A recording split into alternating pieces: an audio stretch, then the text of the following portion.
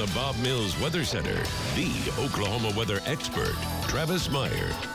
I didn't know black bears made it to 300 pounds. I thought they were just kind of like little 100, 150-pound things. Okay, that's something new. Anyway, something that's not new, it's Oklahoma, and the wind will blow, and this is blowing right now. This is a live look from our First Bank of Owasso building, and it is just showing Old Glory whipping in the breeze at this time. Wind gusts continue to be right around 30 miles per hour or so. This is the storm system responsible for the wind, and we have wind advisories, of course, here. We have fire danger all out in western Oklahoma and Kansas and eastern Colorado. We've had near blizzard conditions across the tops of the mountains in Colorado, especially the central and northern Rockies, on into areas into Wyoming with the Rockies.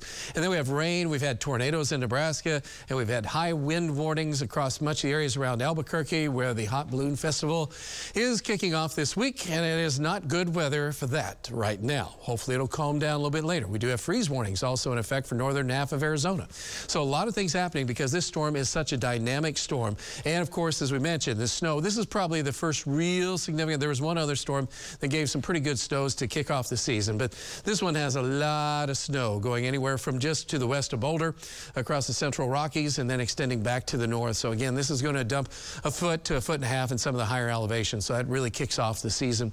Then you go a little bit further to the east, and we've had tornadoes and a lot of action going on here.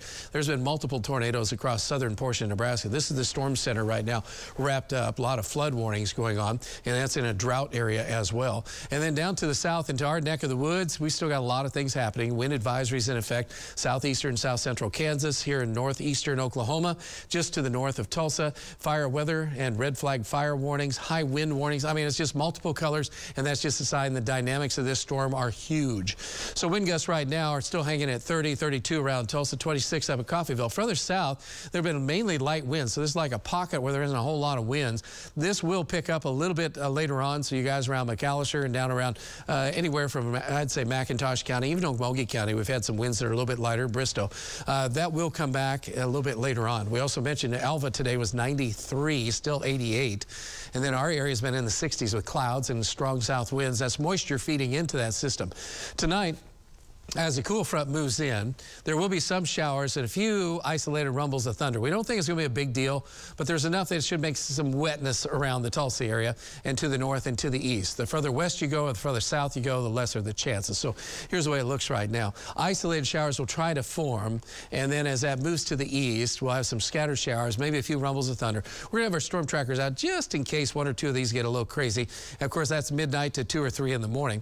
And then as we go through 4 o'clock in the morning, most of that is moving out, and the front has to come through here. We'll be in the 60s, and then right behind the front, it's in the 50s. So we'll be in the 60s in the morning, but then at 8 or 9, we'll drop down into the 50s. And then in the afternoon, we'll rebound in the upper 60s near 70 with gusty northwest winds instead of southerly winds. So again, it's kind of interesting. And then as we look on into early Saturday, we don't want a lot of clouds around because of our eclipse that we're hoping to see around 1 o'clock in the afternoon. But we do have temperatures cold in the morning in the upper 40s, low 50s. Again, any clouds that occur are going to cause problems north and east, and we'll be in the 60s, and it's kind of a cold wind, especially if we don't have a lot of sun. It'll be partly sunny. And then on Sunday, we're chilly to cold because we'll have a north wind about 10 miles per hour, then 10 to 20 in the afternoon. And it's partly cloudy and low 60s. So again, a weekend in which we call it a wardrobe morning, because it's going to be a lot different, because we're going to be looking at a lot colder weather coming up. Normal high would be in the low 70s to mid 70s.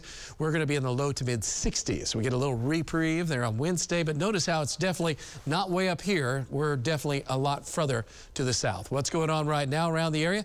Ragweed continues to be a problem if you're sneezing or sniffling. That's probably one of the biggest things. Our temperature at 69, gusts to 32.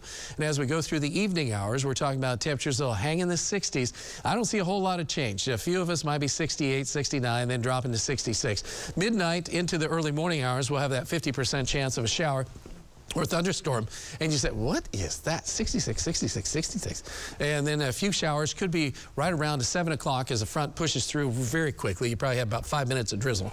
And then that's followed by windy conditions Friday and Saturday and Sunday. And even though a north wind of 10 to 20 doesn't sound bad, I'll tell you what, when it's like 50 or so and you have north wind 10 to 20, that's not too far from December weather. So it's kind of like, wake up and it's different. Yeah. So